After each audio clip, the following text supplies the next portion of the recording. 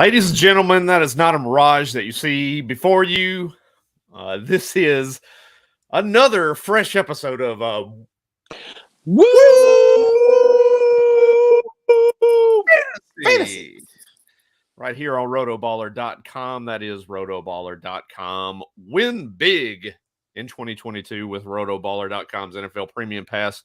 Are you ready to dominate your leagues? Rotoballer's Premium Draft Kit includes 15 exclusive tools, including the new Team Sync platform. Import your fantasy teams, sync your league settings, and get custom advice. Get customized rankings, projections, and cheat sheets for all formats. For a limited time, get your NFL Premium Pass for 50% off. Add in another 10% discount with promo code WOO for a glamorous 60% off with that Rotoballer Premium Pass. Go to rotoballer.com today and fire away. As we get into the show here tonight, coming back again with the Woo Fantasy Podcast, I am, of course, Brandon Murkison at Roto Superstar, joined, as sometimes always, by the co-host, Mr. Nick Heffley. How are we doing there, sir?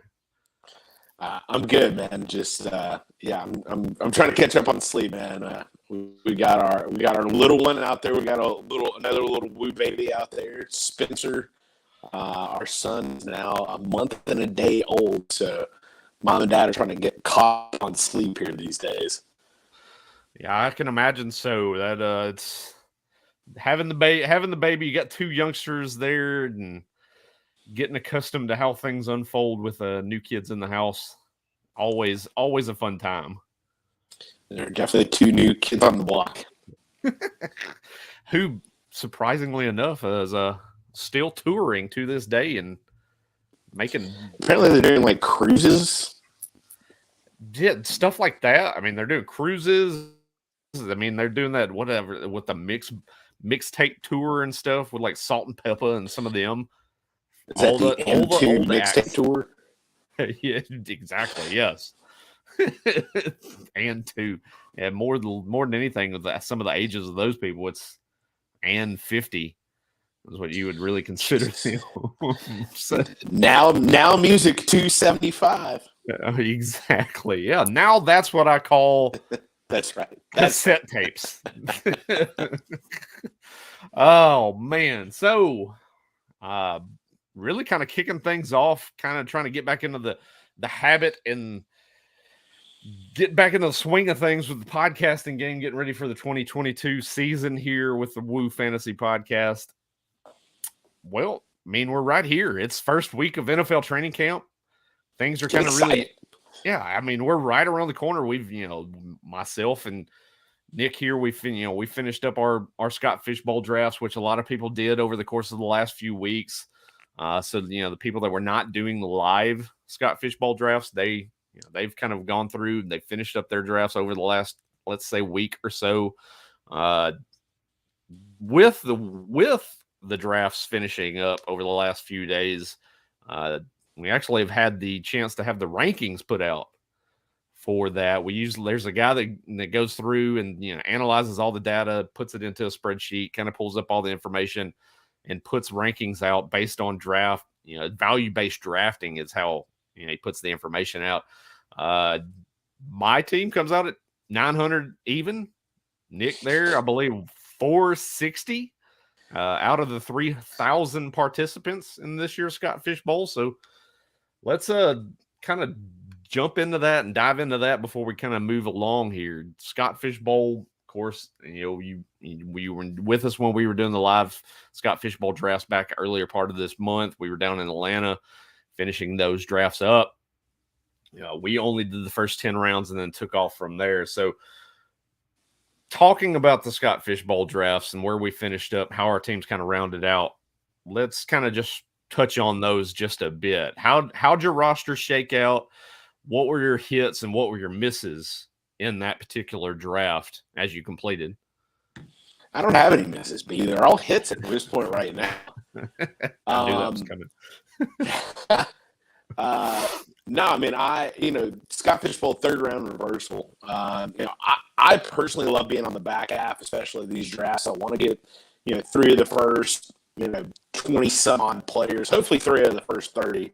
I want to load those guys on my roster. So I have a long history in the Scott Fishbowl, aka 3 years, of punting wide receivers. I want to get kind of more of that stud wide receiver in the first 3 or 4 rounds, but I don't want to go nuts on wide receivers.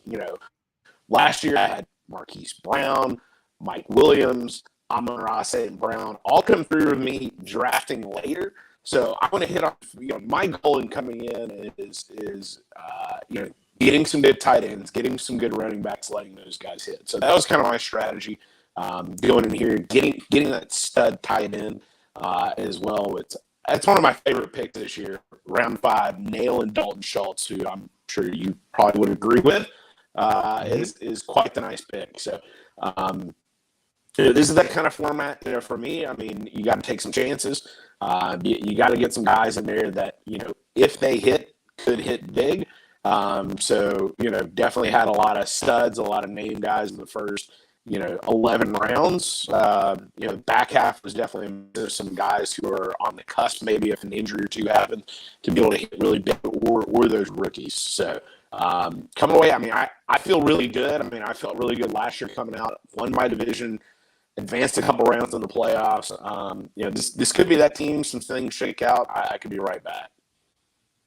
What about you? So I'm right there in the same boat with you. There's a few spots within, during the draft, especially in kind of getting into those mid rounds, later rounds, where you really kind of get a good feeling based on player movement and things like that, and kind of looking around the boards, you get an idea of who you need to target, what position you're thinking about targeting, things like that. But yeah, I liked where things, finished up with my draft. I mean, where things ended up after the first 10 rounds. Of course, go back and listen to the show back on our YouTube channel at Woo Fantasy, that channel there. So if you have a chance to click the subscribe button on that, we would greatly appreciate that. So first ever live Scott Fishbowl draft picks right here with your boys Woo Fantasy. Exactly. We had the honor to be the first live draft for the Scott Fishbowl ever in history. But as my draft actually, speaking of which, I got my draft board right here. The good old draft board. I've got the plan is for anybody in our little group that's actually listening. My plan is to actually a little bit later on grab some of the stickers and go back and keep this bad boy intact. Maybe do something with it. You never know. It could be a very piece of Scott Fishbowl and fantasy history right there, maybe. Yeah, that's right. We're going to put that in the Hall of Fame. That's right. It's where it belongs. Exactly. When it comes down to the Fantasy Hall of Fame, we're going to put that in the Fantasy Hall of Fame. They see the tape job that we did at the back of the piano on this thing. Jeez. Oh, man. It was magnificent. It was definitely magnificent. But now getting back into it, as we kind of talked about, and what I was talking about during the show and live coverage of the Scott Fishbowl, I started off, of course, quarterback heavy. The way you really you picked back half too, right? I was at the spot 7, so I went with Kyler Murray, just like you did at spot 9. You went with Kyler Murray, and then I wrapped it with Matthew Stafford on the backside, coming around in round 2. So learning from previous seasons and kind of past mistakes. I know I needed to hammer that quarterback position because it was very detrimental to me, especially last year. Finding that second quarterback, there were weeks I had Jalen Hurts as my number 1 last year. He carried me through some very, very tough times. He was very good in occasion, but then he did have those down weeks. But my second quarterback was, I mean, it was hard every week. There were weeks where I couldn't start the second quarterback because I didn't trust in the matchups. I had Matt Ryan was one of the guys that I was putting in and out. Of course, we all know how bad that was with that offensive line, the sacks that he took, the negative points that were accumulated because of that. So I wanted to make sure that I did jump in, hammer that quarterback position early, get those guys set that were going to be my top 2 week in and week out. So I went ahead and did that. The problem was the way that the draft unfolded after that was really kind of finding the right time to hit a third quarterback. I missed out on that on certain occasions, several occasions. You got into that kind of round 12, 13, 14, those areas where I was really, really thinking about going after that third quarterback. And I would either miss out on the run or there were just guys there that I didn't want to jump into. So I missed out on that, that third quarterback that I could really trust on early on in the season in case something happened. But I wound up getting Desmond Ridder later on in the draft. He's a guy that I think by the time the buys hit for Kyler Murray and Matthew Stafford, my thought process is that Ritter's probably going to be the guy in Atlanta by that point in time. We're looking back second half of the season. So that's what I'm thinking there. As far as the rest of my team kind of rounded out, wide receiver, I feel pretty good with the wide receivers that I went with. I've got Lockett, Galladay, Devontae Parker, Nico Collins are some guys that I drafted in those middle rounds that are kind of, wide receiver 3/back half flex options that I can use with those players. A lot of people are down on Lockett, down on Galladay, rightfully so. If you kind of go back and look at, how they performed last year, but Galladay, healthy, bounce back year, Brian Daboll offense. Giants have a lot to prove this year. It's got to be make or break for Daniel Jones this year. So I think that's a situation with Kenny Galladay that there could be an uptick, a little bit better of a season with him, but there's a lot of mouths to feed there. Lockett, on the other hand, I think that is definitely a wild card pick. Yeah, both of the wide receivers with Seattle right now. You're looking at two guys, DK Metcalf, who we saw actually got paid earlier today with a 3-year contract extension, $58 million guaranteed, I believe. So you're looking at Metcalf and Lockett, Drew Lock, Geno Smith, whoever takes that job and wins that job is your quarterback for this season. But let's make no bones about it. That's going to be a run-first offense with Rashad Penny and Kenneth Walker in the backfield for the Seahawks this year. I think they're going to really focus in on that ground and pound offense, try to limit the mistakes for the quarterbacks. But Lockett's been a guy, I think, between the two, between Metcalf and Lockett, with a new quarterback coming in town, I think you're probably going to see Lockett be the more preferred option some weeks, just because he's the more consistent player on the field. Metcalf kind of has his ups and downs. Metcalf, of course, boomer bust getting in the end zone. Now, I'm not saying that Lockett's going to be a guy that's going to be a top 24 player. I don't mean that by any stretch of the imagination, but I think he's going to be consistent enough that I can put him into my lineup. The way the scoring system is with the Scott Fish Bowl, I can kind of rely on him as being kind of a filler and find a spot on the roster with that. But outside of that, I mean, obviously we had to take kickers in this particular draft too. I grabbed Nick Folk round 18, who in scoring format was, I believe, 1 or 2 last year in this particular scoring format. So a lot of ho-hum is what I'd like to say is how I feel about it with some of the picks that were made with this particular team and how the board fell to me.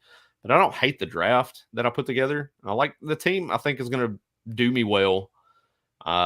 Is it going to be a world beater of a team? Who's to say? I don't think it will be, but I think it's going to be a team that's going to compete. I think I'll be in the playoffs with this team the way that it's constructed now, as far as health stays well enough and the guys perform up to the way that I'm projecting them to be. I mean, I will agree with you on one thing. I think Kenny Galladay is going to have a good year, thanks to my number 2 quarterback, Daniel Jones, who I paired with Zach Wilson and was able to get some receiving options around them.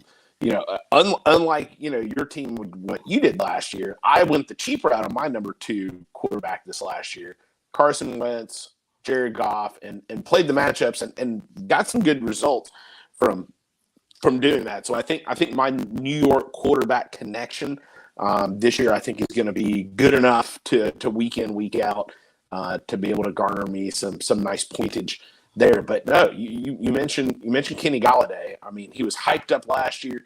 I didn't trust the hype, but this year, looking to be fully healthy, I think it's somebody that Daniel Jones is going to target. He's easily the best receiver in that offense.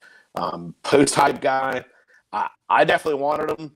He got sniped by a couple picks on me in our draft. So, no, I mean, I think that's somebody that I think is going to have a good year, and somebody is, probably your number 3 wide receiver you probably want to target in a number of different formats. Yeah, I definitely think, Galladay is going to be a guy that you're going to see. Obviously, Kadarius Toney, that's the name right now that's out there in the fantasy community. A lot of people are excited about Kadarius Toney. I mean, Yes, if you want to look at it from an efficiency standpoint, yeah, he was great the times that he was on the field last year, but that's the biggest thing. He was not on the field very much, got banged up, injuries, what have you. Obviously, it's a rookie year. There's some bumps and bruises that these guys take that they're not used to in the shortened college seasons. But that's the thing with Tony. I mean, smaller frame guy, he's going to take these hits. He's going to get nicked up, possibly, he's going to get pulled off the field, miss a little bit of time here and there. That's the thing with him. Galladay, if he can stay healthy and he can stay on the field, I think there's a chance that he's going to have that, post hype type of a season with the New York Giants this year. And let's be honest, I just mentioned it a few minutes ago. We're expecting a little bit better of an offense this year with Brian Daboll coming down from Buffalo to New York. Technically, you could say over because they technically really do play in New Jersey. But with the Giants, I think, Daboll, first chance as a head coach, going to have something to prove. I think there's a good chance that we're going to see Daboll get the best out of Daniel Jones. And I think that's nothing but good for this offense as a whole. So Daniel Jones, yeah, that's a guy that we've been talking about here and there as a chance to be upper tier QB2. I mean, to be honest, if you're going to QB2, I mean, especially if you're going to wait a little bit. I mean, what a great pick. I mean, you go back and look at the numbers last year, and a lot of the leagues you and I did.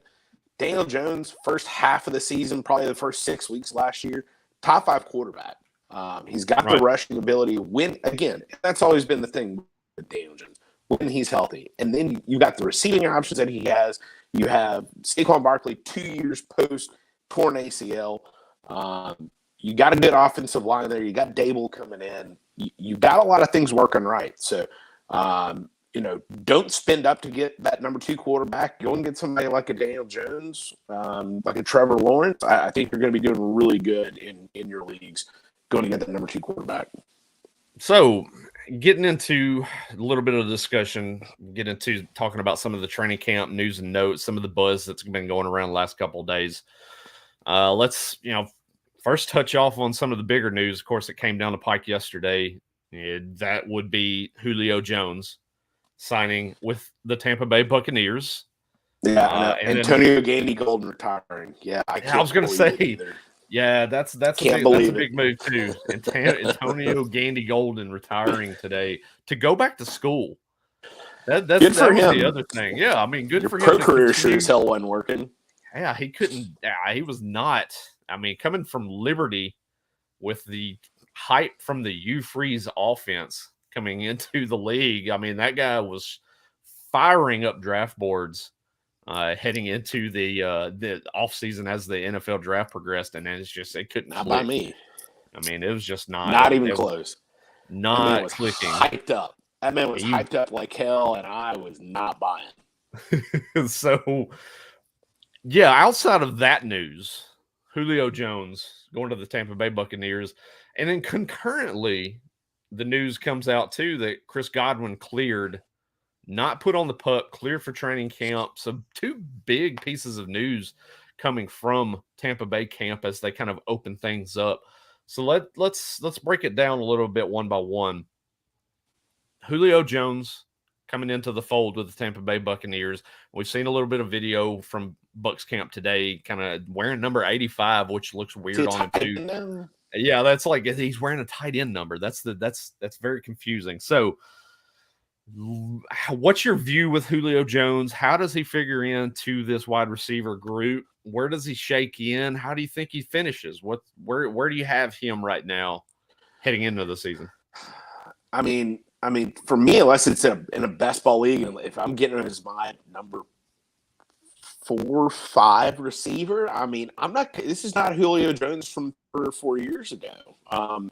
He's at best the number 3 option in this offense, and many would argue that Russell Gage is a better receiver at this point right now. So, I mean, you could argue he's not even the number 3 on this team right now. I don't want any part of him. I really don't. He's getting hyped up last year with the Titans. He was getting hyped up like crazy. I didn't buy in. Just one of those things with his draft position. Again, if he starts slipping into that number 5 wide receiver range, maybe if they're a late target, but to be honest, I wouldn't do it with yours.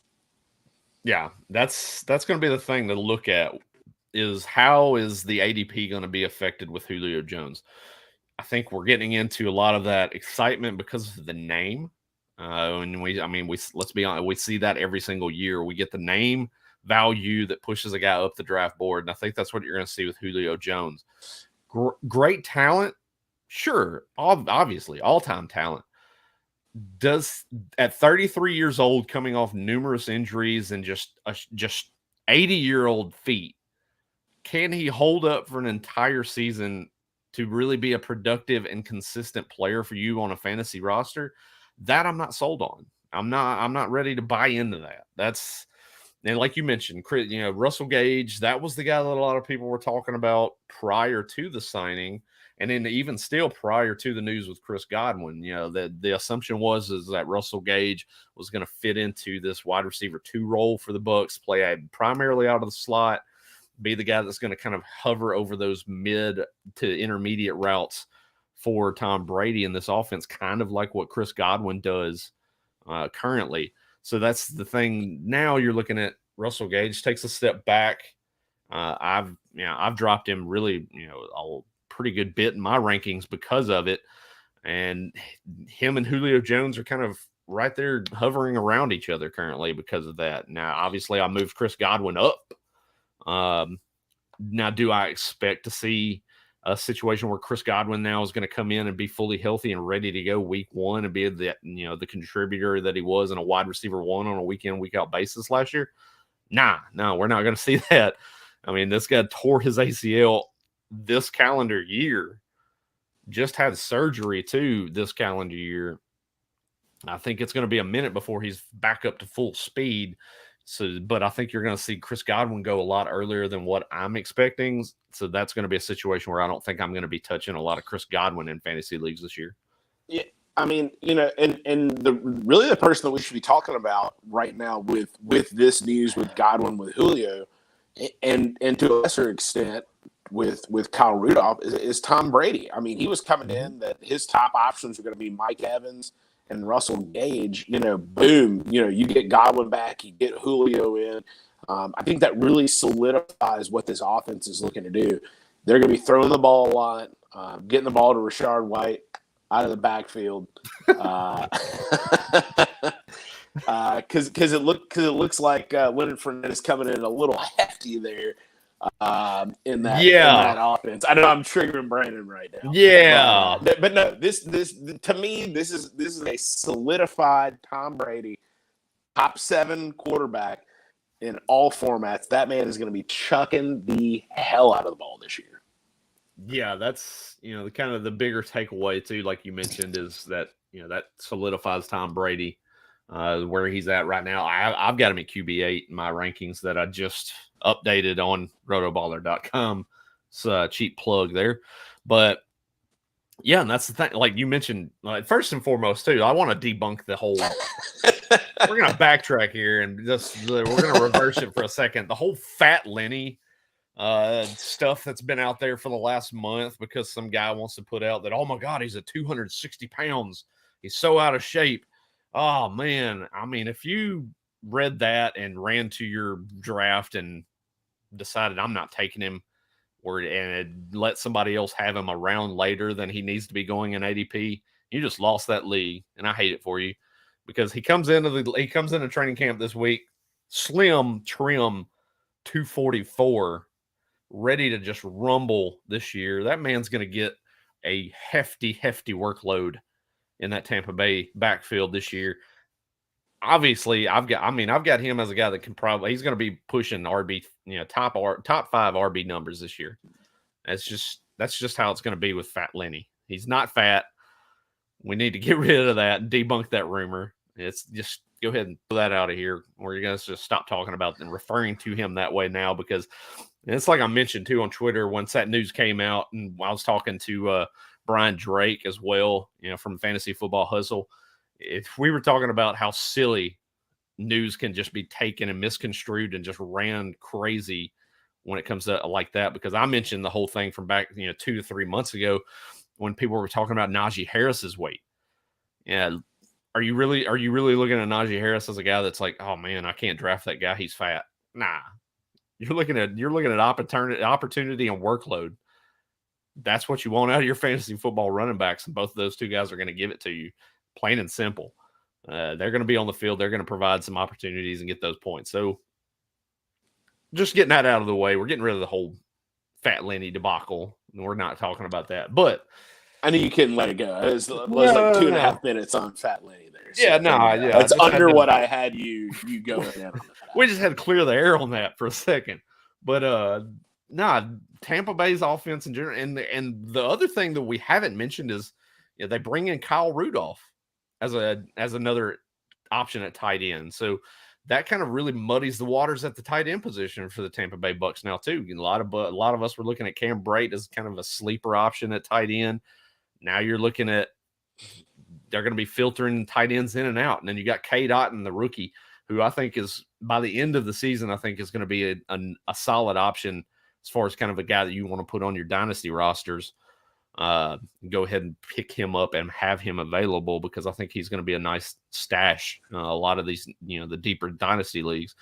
So you're looking at 3 deep at tight end. It's no longer going to be the Rob Gronkowski in the red zone situation there. So how does the red zone option? We don't think so. I don't think it's going to. Yeah, I'm kind of really more buying into the fact that he's just flat out done now at this point in time. I don't think that we're going to see him come back. I think he's finally settled in on it and he's done for. So 3 deep at tight end. Now you're looking at 3 to 4 deep at wide receiver. You mentioned Rachaad White as an option coming out of the backfield. They're still holding on to Giovanni Bernard. I think he might wind up being a late camp cut. If I'm not mistaken, they've still got Keyshawn Vaughn in that backfield. There's a lot of options.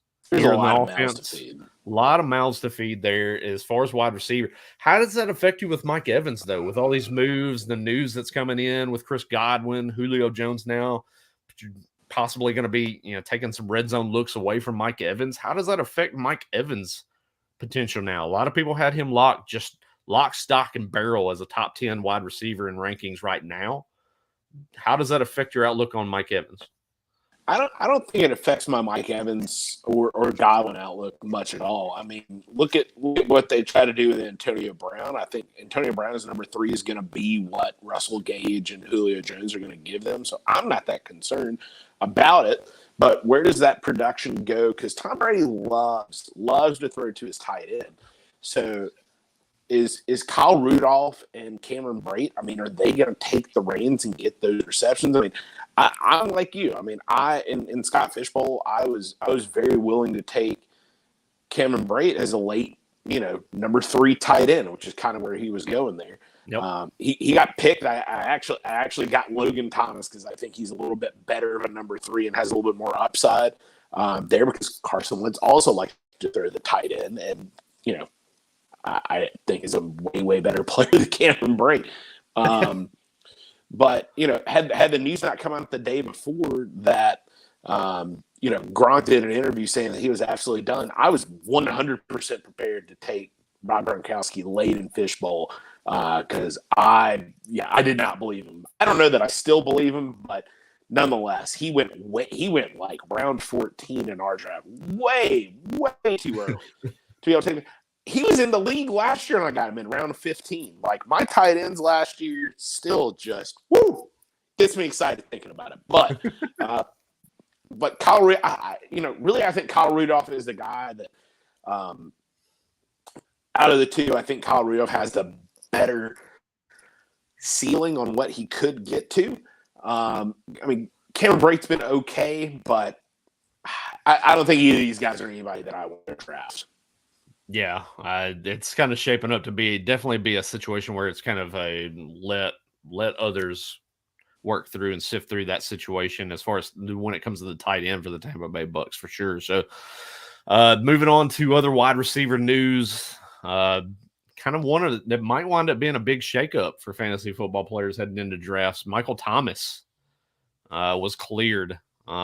He's working his way back from an ankle surgery that took place well over a year ago. So obviously he didn't play last year. Now we're coming into this season. The Saints drafted Chris Olave, moved a lot of draft capital around to move up to get him. I'm high on Chris Olave heading into the draft right now. They signed Jarvis Landry also as kind of an insurance policy. We still don't know the situation with Alvin Kamara, although the projection is there's a lot of rumors out there that he won't get suspended, which is big news because that's gone from anywhere from 6 games guaranteed to he might not get suspended. So Michael Thomas coming back, healthy. Jameis Winston healthy. Talk about it. But here's my only point of contention. It's a Dennis Allen-led offense. There's not a lot of excitement when it comes to Dennis Allen-led offenses. So how do you think that shakes out for the Saints? What do you think about Michael Thomas, wide receiver 1, 2, 3? Where do you see him through the season? How things progress? Jameis Winston doesn't give a shit what offense he's in. He's going to go in and drop the play right here. All right, you go deep.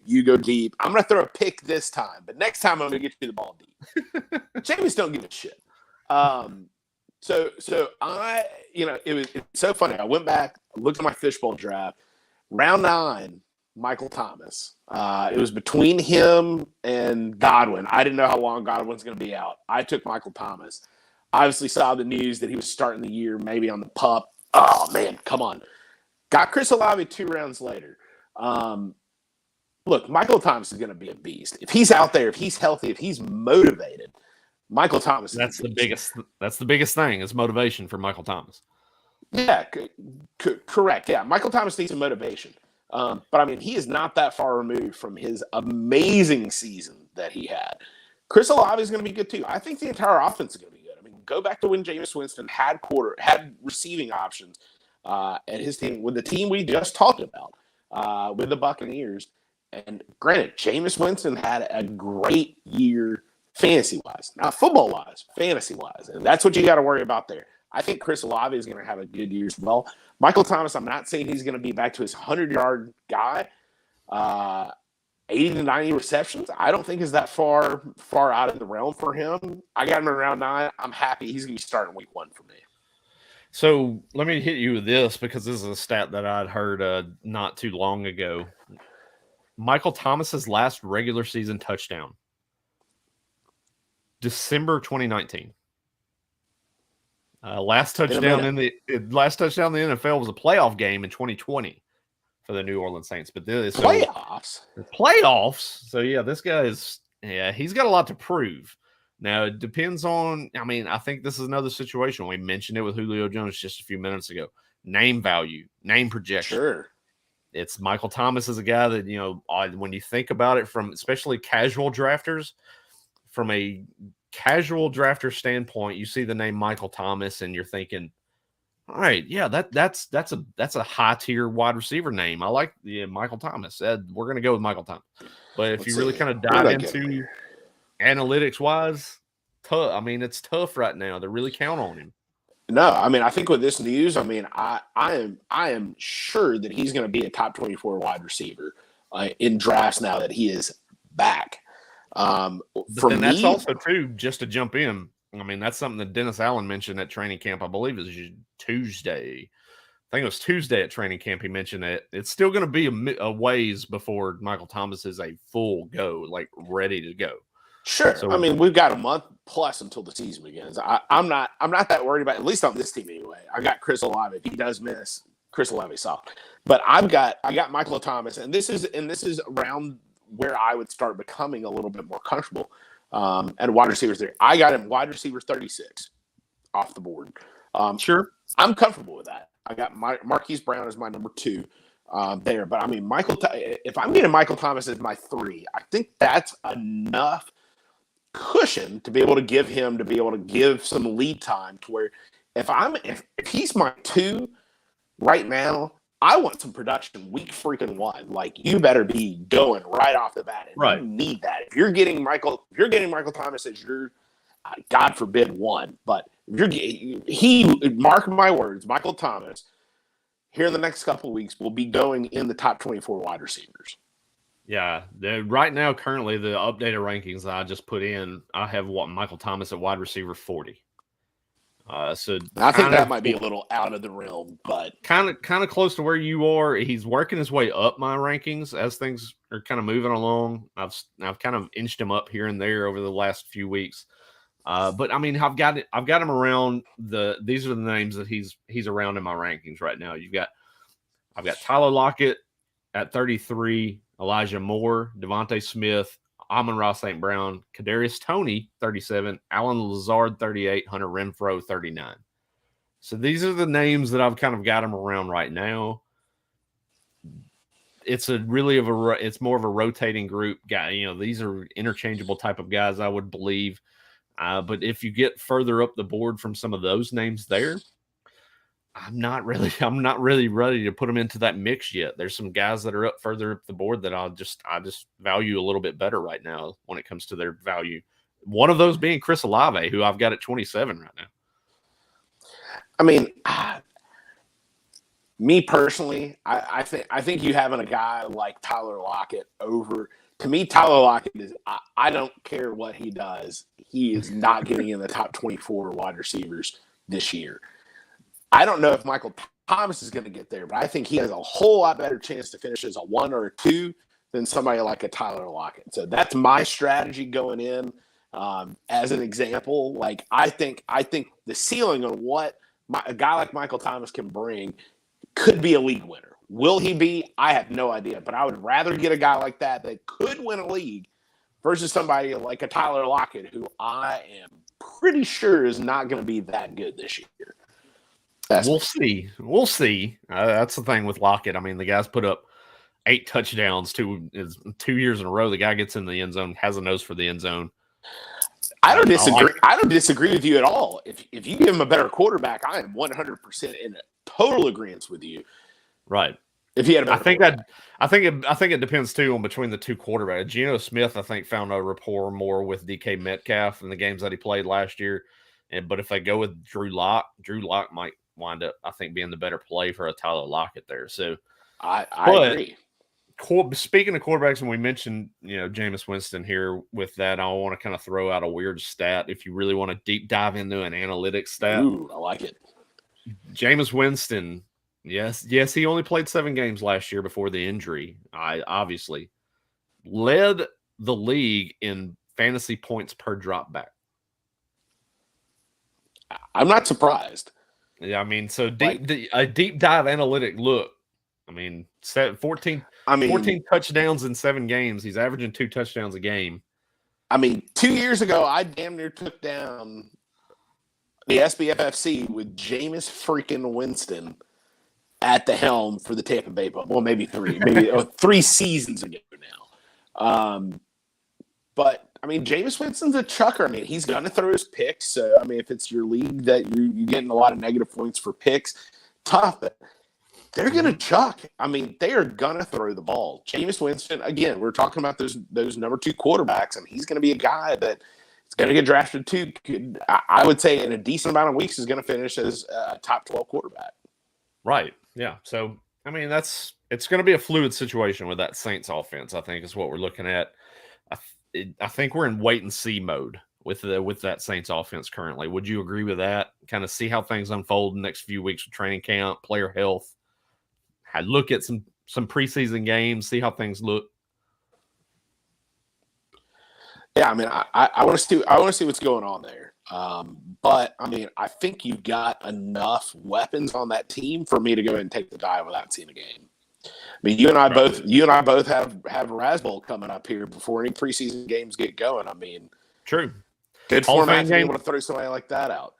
Hall of Fame game Thursday next week already. We're there already. And I have my first, I guess you could say, big draft coming up next Saturday. I'll be in New York City with Flex League draft on Sirius XM. New York City, bringing the country boy up again this year, jumping back up there and hanging out with the guys, Jake Seeley and the gang, the guys that run the Flex Leagues. Looking forward to that. So that'll be my first kind of big draft, getting ready to go. like you mentioned, I mean, it's really before the preseason really gets kicked in and ready to go. We do this draft first weekend of August every year. So let's see how things unfold. I mean, I'm excited for that. It's drafting season. There's no bones about it. We're here. So I tell you what, it's tough having one kid and doing one little one and doing a draft. It is way harder doing two. Yes, so my prep time is going to be way down in comparison. Still going to win. Yeah, see, that's the thing is, when you start a little bit earlier, and like me, we're both basically the same age. I have one that's in high school, and you're just starting out. You got to meet you can't do it with the wrong one. Or at least there was no way that I was doing it with anybody else other than my wife right now. So she's freaking rock star. So there you go. So let's jump into a little bit more training camp news. Let's talk rookie wide receiver hype. We're seeing over the course of the last couple of days. Some rookie wide receivers that are flashing over the last couple of days. Sky Moore, Kansas City Chiefs. Well, we're seeing some buzz coming out. Chiefs camp with Sky Moore and what he's done over there with the Chiefs. Looks, some of the videos I've seen there looks to be just precision route running, which was kind of one of his big things coming into the league. If you do any deep dives into and some of the tapes and looking at college film, stuff like that I do when I'm preparing for the NFL drafts. Yeah, that was one thing that really drew my eye to Sky Moore was precision route running. We're seeing that in play with the Chiefs. Jahan Dotson, we're hearing some good words with him out of the Commanders camp. I have to get used to saying that. Washington Commanders camp. He's starting to kind of develop a nice rapport. Camp. Yeah, that's what. Just keep the football team. I mean, God bless. So you got Jahan Dotson looking good. Team. And then the soap opera that is Treylon Burks. We're getting some positive news finally out of Treylon Burks in training camp the last couple of days. Yeah, and after mini camp where he wasn't participating and couldn't get on the field because he had asthma, and so you were getting some negative comments from the coaching staff on what his willingness to do the work to get onto the field was. But now you're seeing, a month later, he's getting in there, he's putting in some work, and now you're hearing some positive things. So rookie wide receiver wise, those three guys, some of the other rookie wide receivers coming in. I mean, if you want to look at it from a negative standpoint, Christian Watson, the wide receiver that was selected by the Green Bay Packers, it sounds like he's going to be missing training camp time early on with an undisclosed injury. They didn't want to let that one out of the cat out of the bag there. So that's not good. You don't want to be a rookie. Tell you who that's good for though is my boy Sammy Watkins, rookie wide receiver Romeo. Yeah, Romeo Dubes has looked good. Yeah, Romeo Dubes has looked good last couple of days. Yeah, Dubs. I know. So no, yeah, that was the thing. He there was a couple of good things I was reading earlier today about how he's looked in early camp so far too. So I mean, even still too, you want to talk about go George Pickens with the Steelers. He's made some highlight grabs in camp early on too. So you're seeing a little bit, some buzz. Of course, this is training camp talk that we see it every year, week in and week out during training camp. Is these guys look great? You don't want to put any negative publicity out with these guys. Any of these rookie wide receivers, based on what you're seeing the first couple of days of training camp, that's causing you to get a little more excited on, and some guys that you might be kind of like, you know what? Yeah, I'm not interested right now. I mean, nobody, look, anybody can put a highlight tape on with a guy making one damn catch out there. That doesn't mean that he's good or he's going to be fantasy relevant in year one. So you got to read through all the crap that's out here. So somebody like a Drake London is in a really good position to be a good receiver year one. He just is in a good spot. I don't care whether I see a highlight tape on him or not. He's just in a good spot to do something. Just like you mentioned, George Pickens. Great. I'm happy that he's making catches out there, but look at the receivers he's got to go through and the quarterback situation he has out there to be able to fight to even be fantasy relevant year one. It's probably not going to happen. A guy like Wan'Dale Robinson, That's great. You got drafted early. Congratulations. But guess what? It probably does not mean you're going to be doing much of anything year one. So the guys that I'm looking at, I want guys that are in high-powered offenses, guys that have a bunch of crap or a bunch of question marks ahead of them. So a guy like Sky Moore, I'm way more intrigued on than I am a guy like a George Pickens who is going to be muddied in the water. Same thing, Wando Robinson, a guy that's going to be muddied in the water with a lot of other options out there. It's going to be tough for them to carve out a role. I'm not saying they can't. I'm saying it's going to be way more difficult. So in fantasy football, you have to mitigate your risk. And I don't want to draft a guy like that. Just because he's a rookie does not mean he's going to do crap. Look at the history of rookie wide receivers drafted outside of round one. It's not good. So a guy like Traylon Burks, you mentioned, you know, a little up and down so far with his career, but who's he got ahead of him? I mean, he's got Bobby Trees, who's coming off an injury himself. He's got a lot of room. So, yeah, he's going to get hyped up. He's going to get drafted high. If he's anything higher than a wide receiver 3, you are doing it way wrong on your board. And I don't think he is, but, I mean, he's got some potential. I don't know whether I like him necessarily or not, but I think he could finish and have a really nice year one. But, you know, a guy like you mentioned too, Christian Watson, I don't know that, you know, especially based on him not getting training camp time, that's not somebody that I really want to go out there and just hone in on getting. Right. Chris Olave, you mentioned. Again, great receiving situation, but he's going to be a 3. I don't like him as much as I did early on. I still think he's going to have a good year. But with a guy like Jameis Winston, he does like to chuck the ball around a whole lot to where I'm hopeful that he's going to get some receptions, but a lot of Olave's value is going to be tied to the health of Jarvis Landry and Michael Thomas. Yeah, that's the thing with Olave. I think the athletic profile really fits in perfect with what that offense is and what Jameis is going to provide, and that's deep passing. So I think that really lines up well for Olave, and that's why I'm as high on him as I am. I think Olave is going to be the better fit there because of what he can do down the field. Obviously, you know, we've heard the comps and the hang-ups of Michael Thomas being slant boy. You know, obviously he gets upset every time he's referred to as that. And, you know, let's be frank too, Jarvis Landry is not the model as far as what he can do down the field. You're looking at 2 receivers that are more kind of crossing routes, slants, over the middle of the field, not really too much as far as deep routes. That's Olave. That's why I like him the most out of the rookie wide receivers, is what he can do as far as scoring potential there with Olave. So, but another guy too, and further down the board, and I tweeted it out earlier too, Jalen Tolbert for the Cowboys. That's a guy that you really want to kind of look at as the draft moves along in those later rounds. You know, Michael Gallup comes out today in a press conference at training camp and even says week 1 is not a reasonable possibility right now. That is, you don't want to hear that if you've drafted Michael Gallup so far in any leagues, whether it's best ball and underdog, whether, you know, anywhere you've competed in FFPC leagues. You know, Gallup's a guy that I've kind of been off on throughout drafts this year just because of that. I knew there was going to be a potential that he wasn't ready until possibly November. Is what, you know, a lot of the early indication that I was reading was, and that just made me push Jalen Tolbert up the board a little bit even more. We signed James Washington, former Heffley favorite, but I don't think that Washington's going to really kind of figure into the plans to be the wide receiver 2, especially early on in the season.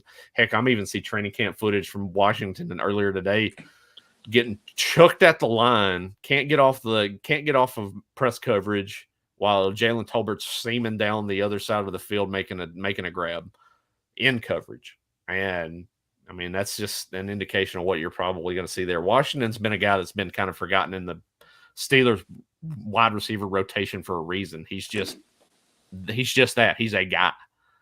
And you must be talking about can't get off press coverage. He can't get off that shit. No. So, no. So Jalen Tolbert, he's one of those guys you're not really hearing about with this rookie wide receiver class too much, but he's a guy to keep an eye on. And if you're smart, you're going to get him in these mid to later rounds because it is the Dallas offense. They're going to need to throw the ball. I tell you one other name we need to talk about. I like him. You don't like him as much, but I do. and that's Alec Pierce for Indianapolis. I know you like Paris Campbell a little bit more.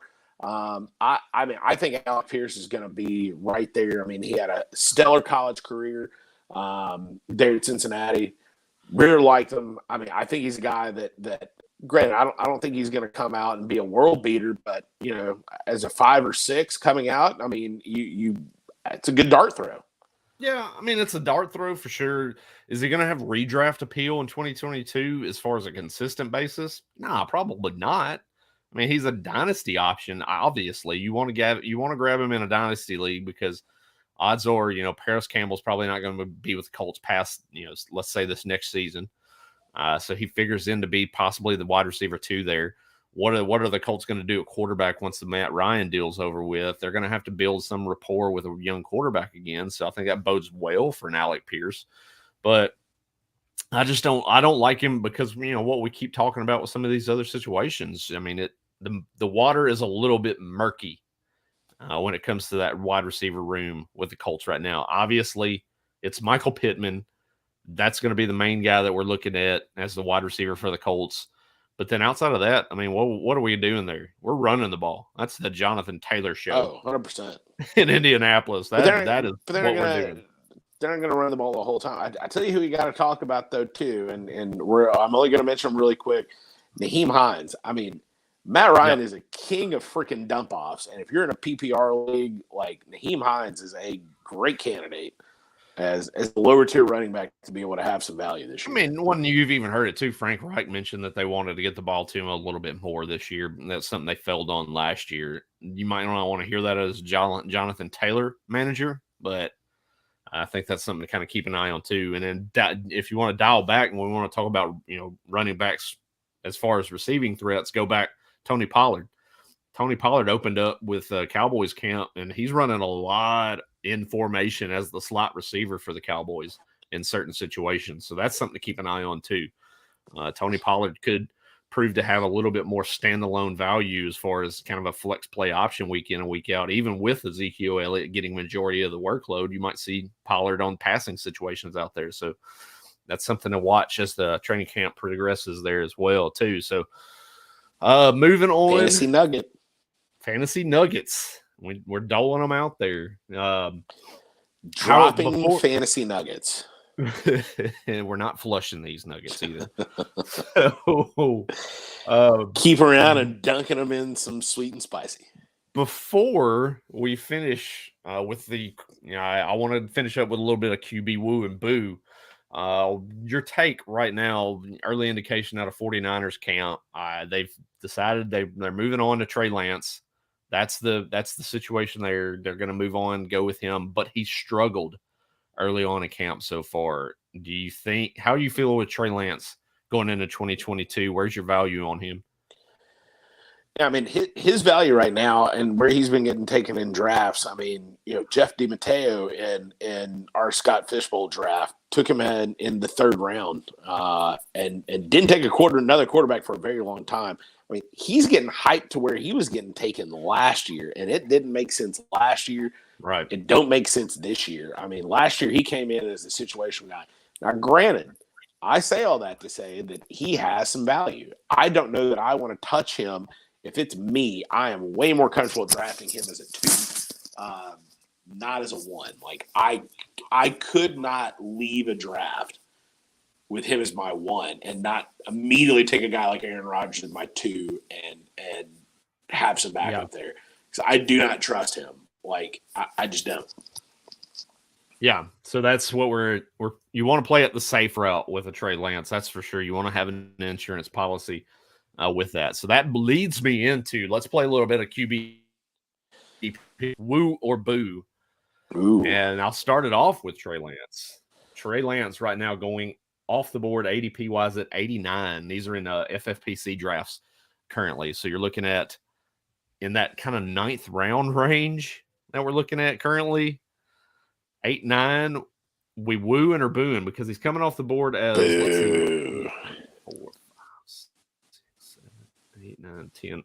QB 11 now. So he's getting drafted as a low end QB 1. You're out. I'm out. There's no way with some of the guys like like a Matthew Stafford right around there, like a Tom Brady. There is no way I'm going to go with a Trey Lance over those guys with the way the quarterbacks are looking this year. There's no way, even in round 8, round 9, that I want any part of that. For me, depending on the league that you're in, you and I are in some leagues where you get a little bit more, rushing positive, leagues that are out there. Now, that may be a different story, but I'm just talking about a regular old PPR league. You're going to get some points for rushing, but I'd much rather have a guy like a Jalen Hurts than I would a Trey Lance right now, not knowing what I'm getting myself into. So, speaking of Jalen Hurts, ADP is at 70 right now on FFPC drafts. Coming off the board as QB 6. So far, where are we feeling? QB 6 for Jalen Hurts. He's right there in that kind of that 6th round. I really like Hurts this year, but we're going to boo at quarterback 6. That is still a little too high for this guy. So I like him. If he was going around 9 or 10, I'm probably going to be a buyer. But 6 is a little too rich for my blood with the kind of season he had last year. Boo. Well, that's where we're going to have a differing of opinions. I have him currently at QB4 in my rankings. I'm very high on Jalen Hurts this year. I will easily take him there in round 6. Easily. Okay. Back in round 6, yeah. Easily. Especially, look at some of the leagues that we do, especially where you're going to get the added bonus for the rushing yardage for these quarterbacks too. We're just talking about a regular league, Brandon. But yeah, if we're talking about a half-point PPR, just your regular standard leagues out there, I'm still going to have Jalen Hurts at QB4 right now. I think the introduction of A.J. Brown to that offense, that's going to add some more of a wrinkle there. We know they can't run the ball with Miles Sanders. They've pretty much decided last year they just don't want to even really get into that. They became more of a ground-oriented offense down towards the latter stages of the year last year, but a lot of that centered around what Jalen Hurts could do with his legs and open things up. So that's what I think if they use that mentality, progress it into this season, and then try to up his game as a passer, I've got him definitely projected to be a top 5 guy this year. So, I'm wooing Jalen Hurts where he's going in drafts right now. Looking at more ADP, I mentioned Trey Lance at 89. 2 picks before that, my guy, Dak Prescott, 87 ADP right now. So you're looking at that 8th round range coming off the board, QB 10. Woo! Let's go. Okay. Yeah. Yeah. QB 10. I got you. That's the range that I want to get Dak Prescott in. Yeah, Dak Prescott, that's going to be an offense that are going to be chucking the ball around a little bit. We mentioned it earlier. My new boy, who I did not believe in last year, Dalton Schultz. I think he's going to be Dalton Schultz, CeeDee Lamb. Gallup's going to be back at some point. We're going to be chucking the ball a little bit down there in Dallas. This is a good spot. Yeah, they're going to have to be in some shootouts. That's the thing with Dak. Now I've mentioned it off air plenty of times talking to Nick here, is that I'm fearful of the offensive line situation, how it's deteriorated the last 2 to 3 years. And that's going to be a situation that's really going to hurt the running game. And we see that especially with the efficiency of Ezekiel Elliott over the last couple of years. Yeah, he still finished RB7, I believe, total points last year. And if you want to use the metric of total points, go right ahead. But it doesn't really speak to the efficiency of the running back. He's a guy that's a safe floor week in and week out, but he wasn't really producing at an efficient rate. That's the thing you want to look at with some of these players. But I think it's going to be a situation. They're going to be in some shootouts. For Dallas to compete, they're going to have to throw the ball, and that's going to really fall on the shoulders of Dak. I've got him at QB9 right now, so I'm above ADP currently when it comes to Dak Prescott.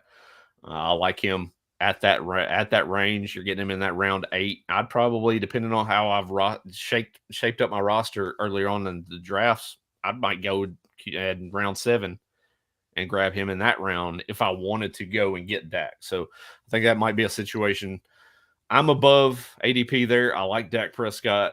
So we're both wooing Dak currently. So I like Shocker that. for me, I know, right? Wooing the Dallas Cowboy. Yeah. Not hating on the guy. I That's a new one wooed him here. last year. I thought he was going to have a great year last year. I mean, he had a decent year, I think, coming off that ACL.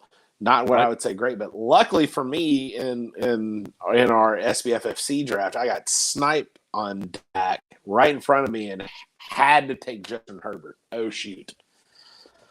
Oh wow. Yeah, because I was going to say, like, most of the consensus right now is Justin Herbert is the QB2 in fantasy. Well, that's. I'm going to go for me. You've got Herbert at 1 over Allen? Number one. Okay. All right. I mean, I don't hate it. That's taking a stand. I'm not going to be opposed to it. I don't think it's that big of a stand. I mean, to me, those two guys are right there 1-2. Yeah.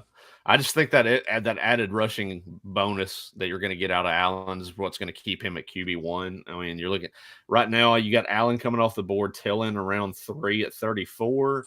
You've got Herbert coming off first pick in round 5 at 49. So you got a clear round separation between these two guys. And I think that's what you're going to consistently see. I think you're going to see Allen come off in round 3 in a lot of drafts. Especially in your casual standard leagues, you're going to see that be the case there. But I like Herbert. I've got the Chargers in the Super Bowl this year, so I mean, I think that's going to be a situation where I like, Herbert year in. That's a good pick there. I'm not going to hate on that, but outside of that, my number 3 is Mitch Trubisky. I'm kidding. Oh my god! Oh my god! Oh man! The love fest continues, ladies and gentlemen. Mitchell Trubisky. It's never going to end with the former Bears quarterback and Nick Heffley here. Never. So worst coaches to be able to ever lead a quarterback right there. Horrible. Oh, drafted your number 3 quarterback and thank me later. Now, looking at, let's get in kind of some familiar names here, too, real quick. Kind of popping off, a couple, 2-3 names before we wrap things up here. Aaron Rodgers, after losing Devontae Adams, coming off the board now, 107 in ADP. That's putting him at QB 15 right now. Booing QB 15 Aaron Rodgers without Devontae Adams, and you're looking at there in the what's that 9th round that we're looking at? Woo! 15 for Aaron Rodgers. I don't like Aaron Rodgers, but 15, he is going to make a receiver or two out of that team. He always performs best when he is looked at. Look at the year he had a couple of years ago, right after they drafted Jordan Love. Granted, they had Adams there, but quarterback 2, I get Aaron Rodgers in an offense. They're going to chuck the ball around. Give it to me all day. I hate him and his Nick Cage Con Air looking self. If you want to go with the wrestling talk, I mean, he looked like Shawn Michaels. A lot of people were putting out there too. Yeah. Okay. Sure. But no, I mean, come on, guys. Quarterback 2 for Aaron Rodgers. Like, he hadn't lost that much step from last year. Big value on that. I'm going to woo that all day. Yeah, I think by proxy, I'm going to agree with you and woo it. I've got QB 13 for Aaron Rodgers currently right now. So I've still got him as a QB 2, but he's right there with Matthew Stafford at 12. So I think, we're kind of really apples to oranges between the two. Yeah. I'm same way with you. I think he's gonna make do with what he has. That's just the Aaron Rodgers way. But is he gonna put up upper echelon numbers? No. I mean we're looking at probably. But he could. He's a guy though too. He's a guy though too that could be there. Again, if I could get a Trey Lance, if I could combine Trey Lance with Aaron Rodgers, that's a great 1-2 punch. And really, sure, there you're early on. You're probably starting Aaron Rodgers. Wait until Trey Lance gets consistent to where he's going to be. That's not a bad 1-2 punch right there. No, I'll give you that. I agree with you. That's probably going to be the preferred option for a lot of people that are going to draft a Trey Lance. Is to make that move, is to grab Trey Lance and then immediately grab a guy like a Stafford, like an Aaron Rodgers, maybe even to a lesser degree Derek Carr and Kirk Cousins. one of those two options as well. So you kind of really want to play it safe, like we mentioned. So going into these are the last two that I'll bring up with our woo and boo segment here.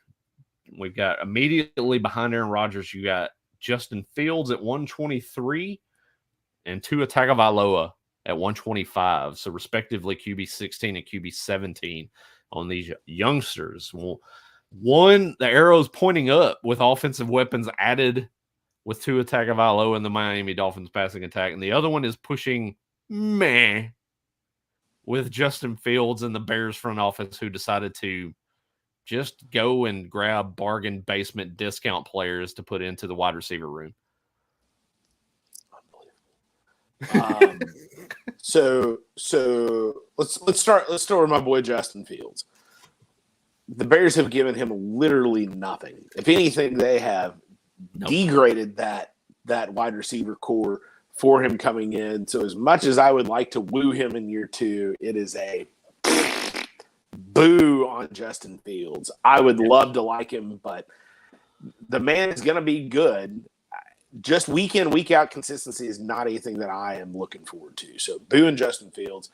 Tua Tagovailoa, I mean, Tua, they had weapons for him last year, and you saw what he did. He didn't do much of anything. He wasn't healthy.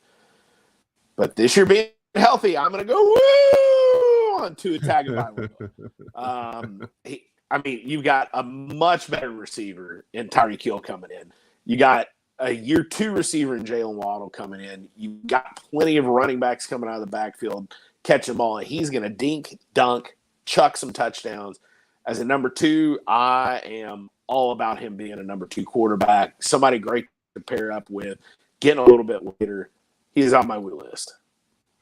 Yeah, I'm going to be with you on Justin Fields. That's a big fat boo for me on Justin Fields. I've got him QB 23 right now in rankings. I don't feel comfortable with that offense. I don't think it's going to be an offense that is going to be putting up the tempo that you're wanting out of a quarterback that's going to provide production. And B, like you mentioned, skill position players are just not there. I mean, there's not a lot of excitement there. So I'm booing him. I'm with you. I'm slightly wooing Tua Tagovailoa based on. There is no slightly woo. It's either a woo or a boo. There's no moo. It's a woo is what I'll give. Okay. Tagovailoa, because it's the same thought process and the same merit you want to apply to, let's say, Joe Burrow. Jamar Chase, T. Higgins are both highly ranked wide receivers right now, according to consensus ADP. So how are you going to rank those two guys and not rank Joe Burrow high? Same situation, Tyreek Hill, Jalen Waddle.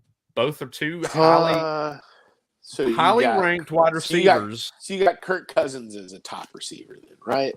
Or as a top quarterback. Kirk Cousins as a top quarterback. I've got that grouping pretty much right there together. It's that okay. That tier that I have right now is going to be Aaron Rodgers, Derek Carr, Kirk Cousins, Tua.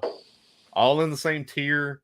Guys that are you're looking at kind of ho-hum type guys.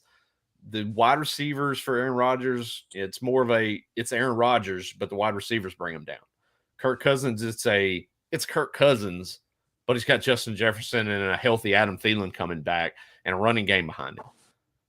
Derek Carr, it's Derek Carr. But now he's got Devontae Adams, got Hunter Renfrow, he's got Darren Waller.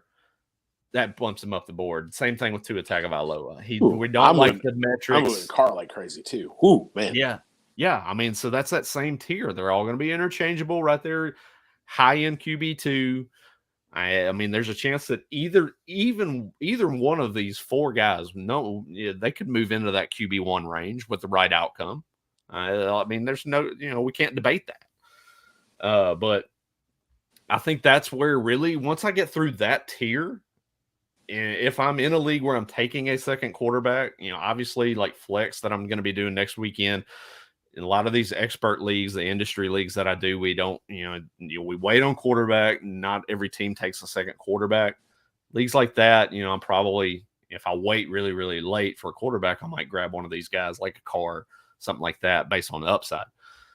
But if I'm in a league where I'm taking a second quarterback, once I get through that tier, Tua Tagovailoa, maybe Daniel Jones sneaks in, into that tier to a degree, I'm not interested in quarterback after that tier.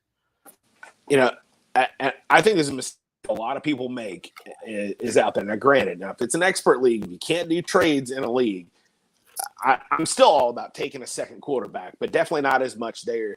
But if you got a league that you can trade anybody, you take a second, if not even a third quarterback, and hope to hit on one of those guys, because you can trade that second, that third quarterback, or even your number one if your 2 and 3 guys are doing well, and go get you a guy that was drafted in the top 3 rounds out there. So that's one of my favorite strategies out there, is getting multiple quarterbacks, because quarterbacks are sexy names out there.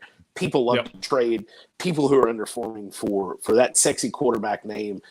If you're in a league that you can do some deals, if you got deep rosters, you absolutely want 2, if not 3 quarterbacks out there. Justin Fields, number 3 quarterback in the league, just in case he hits, whoo, man, that's going to be some value out there. Right. I mean, let's look at it from a standpoint of, let's look at a Kirk Cousins or a Derek Carr. Starts off, come out of the gates really, really hot, whereas opposed to Tom Brady comes out of the gates really, really slow because of the situation with his receivers. Swap those guys out, because Tom Brady's going to put up the better numbers year in. You've got a chance you can move a guy that's performing well in the early stages of the season, trade him off to the guy that is going to be there at the end of the year. That's kind of the smart strategy to go with. I agree with that. If you can find the right trade partners in your league, that's the other thing. So, last thing, just as we're wrapping up the show here, kind of going a little longer than I was thinking. Deshaun Watson. Obviously, we're talking quarterbacks here. Deshaun Watson he's the wild card right now. We still don't know suspension with Deshaun Watson. It could be, the rumor's been out there. It could be anywhere from 2 to 6 games. There's been a rumor out there. It could be 8 games. We're still holding on to that. It could be the whole year situation. So where are you at with Deshaun Watson as things stand right here into July without knowing anything? Are you comfortable drafting him? I'm not comfortable drafting at this point until I get into that QB3 territory, where I can, again, just like we just talked about, if I can throw a dart out there and go grab somebody like Deshaun Watson is my 3, but getting Watson over the 2, and it's not that I don't think if Watson is out there that he's not going to be good. He is going to be good if he's out. But he's mid-6 weeks. What kind of value am I getting at wide receiver, at running back, at tight end that I'm missing on by getting Watson in those earlier rounds and not having him, and taking up a roster spot too? So you got to know your roster. If I can take on a bigger league like you and I in the SBFFC in Bowling Green, Kentucky, if I can get him as a 3 in about around 14, 15, 16 that's enough for me to be able to take somebody like him. Anything doing that without knowing how he's going to miss, no part of it. Yeah, that's me. I'm as things stand right now, I'm completely off on Deshaun Watson. I've been that's my point of contention, and throughout the whole offseason, I just don't feel comfortable making that move just yet. Not ready to pull the trigger there. Yeah, let's look at it from a standpoint too. Like I've mentioned, now I even talked about it on the Scott Fishbowl show that we did down in Atlanta. Is that the guy hadn't played football in well over a year now. Yeah, it's a year and a half since he's really been on the football field. It's going to take some time for him to get up to game speed once he's on the field, if he's on the field, and really kind of get and hone his skills and get back, sharpen off the rust, so to speak.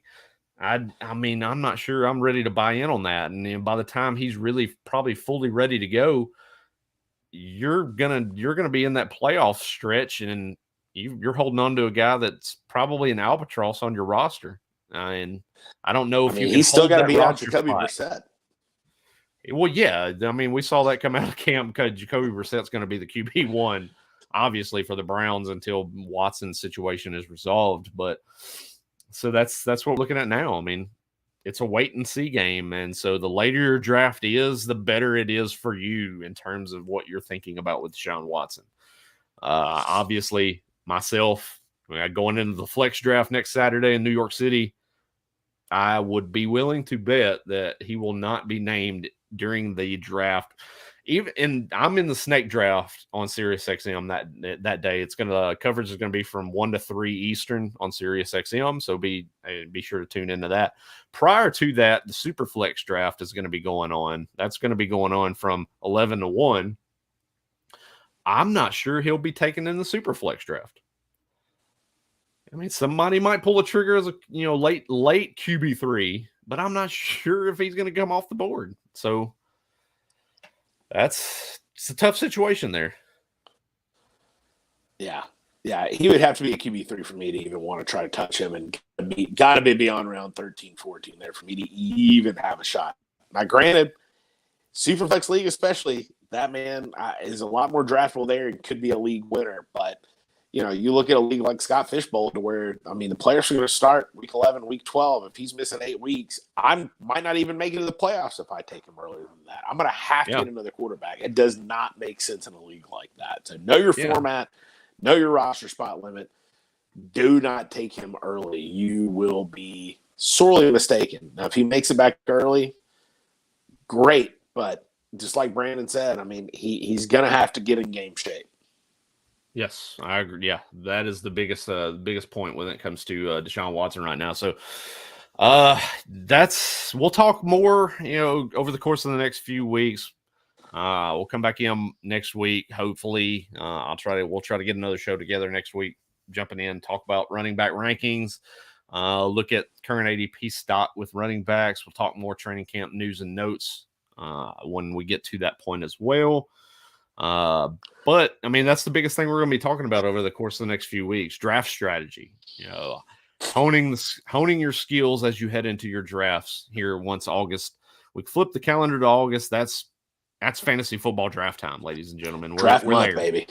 Yeah. So it's right around the corner. And that's why we kind of wanted to come to you and get things kicked up and started. Been a little bit slacking for the most part on that. That's my fault. Yeah. My fault too. I could do some solo shows, and I haven't been doing those. So let's kick the tires, ladies and gentlemen, and we will get the 2022 fantasy football season underway. Be sure to join us. Go to rotoballer.com. Sign up for that NFL Premium Pass right now. Promo code WOO going to get you 50% off plus another 10% discount for the promo code usage. So go to rotoballer.com. Discount code WOO there at checkout. So go and sign up for that today. Any other last tidbits you want to give to the folks out there before we wrap up the show? Start prepping now. Make your own draft board. Do not listen to your phone, any other apps, or anything else out there. Come up with your own rankings is the key to winning fantasy football. Yes, yeah. Go with your gut. Yeah. Go with your gut. That's always the biggest thing. We'll probably hammer this point home as we get towards the season starting too, is don't let the board make your draft. You make your draft. Let the draft come to you. Don't go on tilt. Don't have players coming off in front of you affect your own draft strategy. Let everything kind of unfold. Have plans in place, players to in your queue, guys that you can pivot to based on how the draft unfolds. So that's the point I'm going to hammer home as we get towards the start of the NFL season. But for Nick Heffley there, tell them where they can find you on Twitter. Find me at the Real FF Goat. And I, of course, am at Roto Superstar. This is at Woo_fantasy. And until next time, ladies and gentlemen, we will see you with another episode of Woo! Fantasy.